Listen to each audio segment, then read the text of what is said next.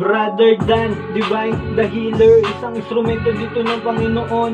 Kahit na anong sakit, huwag magatubili na lumapit, kayang-kaya ka pagalingin. Mas mabisa ang gamutan, mabilis lang gagaling kapag malakas ang pananampalataya, iyong paniniwala sa Diyos. Oo, yan ang ating unang isa puso, walang imposible pag sa Kanya nagtiwala. Di po kita binibiro, dito mo mararanasan paano magkaroon ng himala. Physical o spiritual na sakit, kahit ganong kalala, huwag ka pong mag-alala, si Bro Dan na po ang bahala. Nagbabahagi din ng karunungan at kaalaman na matuturing kayaman ng dasal na Latin na pananggala at gabay na pangontra para sa iyong kaligtasan.